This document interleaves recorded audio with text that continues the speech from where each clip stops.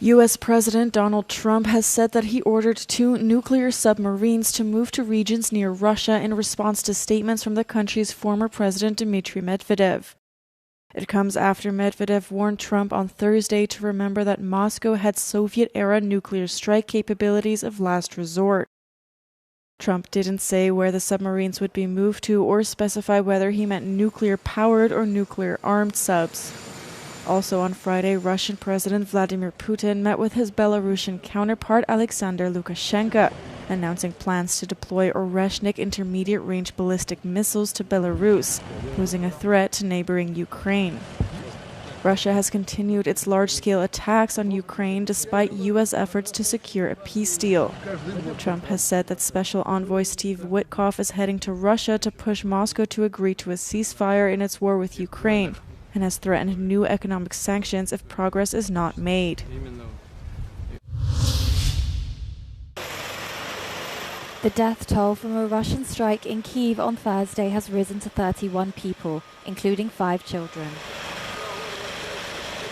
Russia targeted at least 27 districts in the Ukrainian capital, collapsing part of a 9-story building, damaging schools, a kindergarten, and a higher education facility.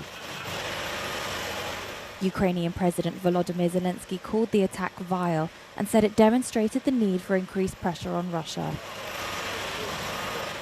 Russia has continued to strike Ukraine on Thursday with a direct hit on a 5-story building in central Kramatorsk. 1 person died and 11 were injured, according to local officials. An 18-year-old girl was among those wounded.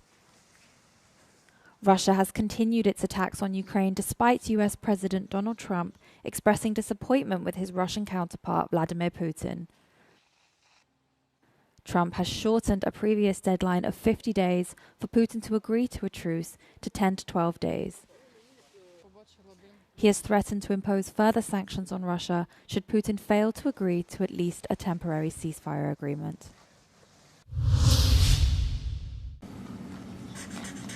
United States President Donald Trump signed an executive order imposing new tariffs on dozens of countries. These will go into effect in 7 days, delaying the deadline by a week.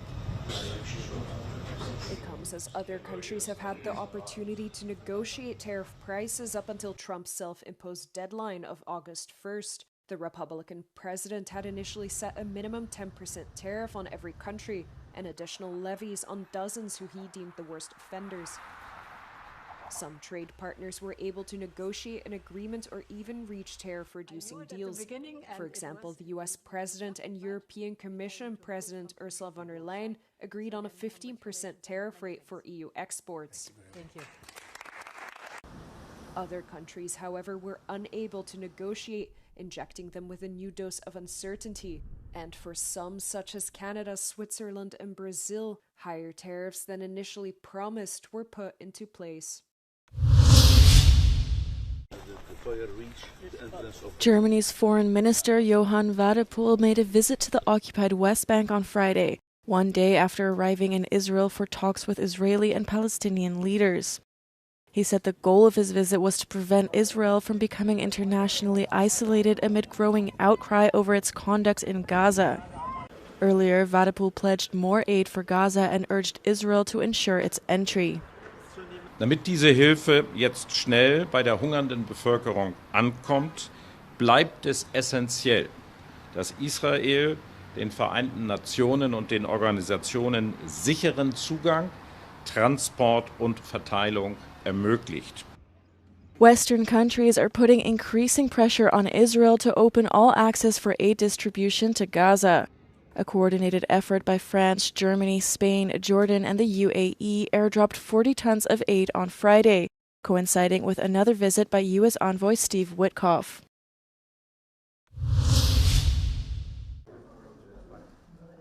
Portugal's government says it will consult the country's main political parties and president about potential recognition of a Palestinian state.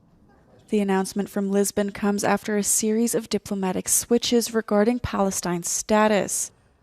French President Emmanuel Macron said last week that his country plans to recognize a Palestinian state at the UN General Assembly in September, making it the first major Western country to do so. Around 144 of the UN's 193 member states recognize Palestine as a state, but only a handful of the 27 European Union member countries do, including Spain, Sweden, and Ireland. Macron's announcement was followed by the UK, Canada, and Malta, but under certain conditions. It comes amid rising global outrage over the way Israel is fighting the war against Hamas in Gaza and its months-long blockade of aid that UN agencies say has left Gaza's population on the brink of famine. The act of recognition under a two-state solution involves acknowledging the sovereignty and independence of Palestine within its pre-1967 Middle East war borders. This includes the West Bank, Gaza, and East Jerusalem.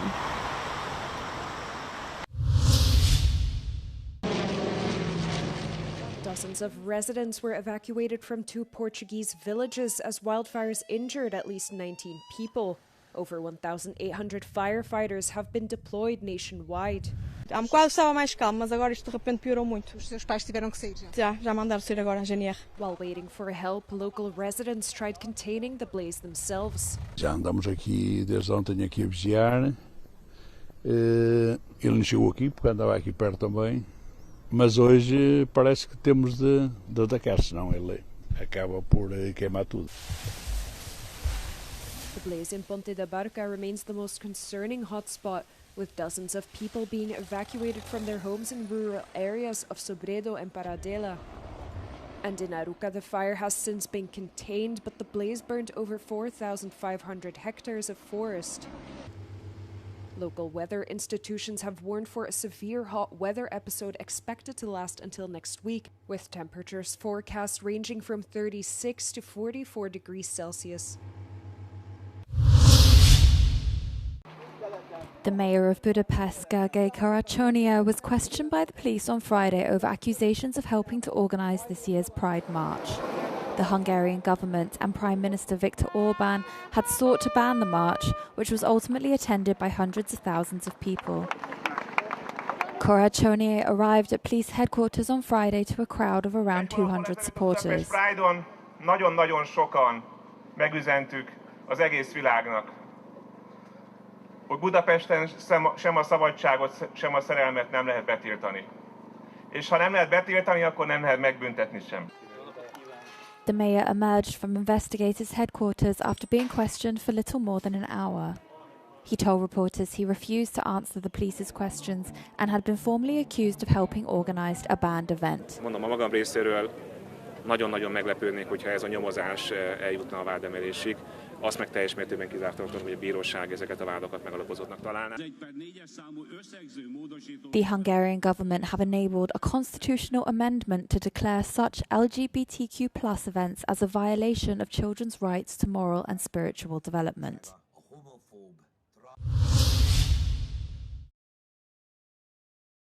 The European Court of Justice has sided with an Italian court that questioned the government's designation of Bangladesh as a safe country of origin.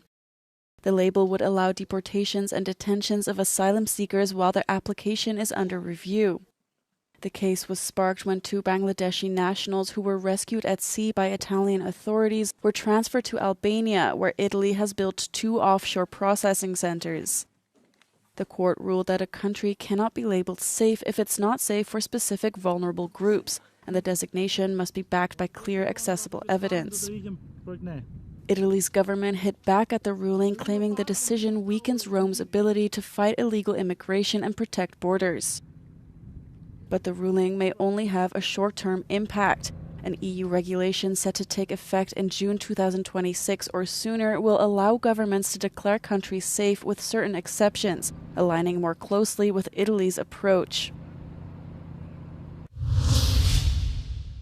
Multiple beaches in southwestern France have been closed for swimmers last week after several sightings of the poisonous Portuguese man-o'-war. The marine creature, which resembles a jellyfish, has been spotted along the Atlantic coast. Several beaches have reopened, but officials have warned visitors to be vigilant.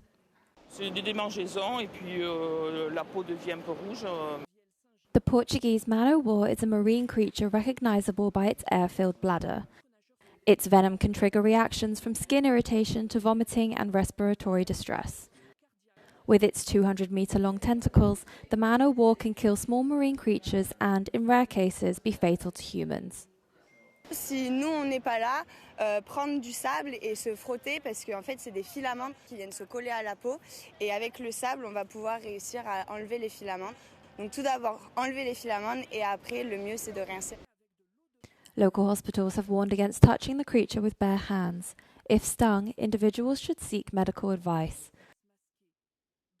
Although the creatures are typically found in tropical or subtropical waters, recent sightings of the animal in the Atlantic Ocean have become more frequent. Marine scientists have said that shifting ocean temperatures as a consequence of global warming might be a reason for their movement.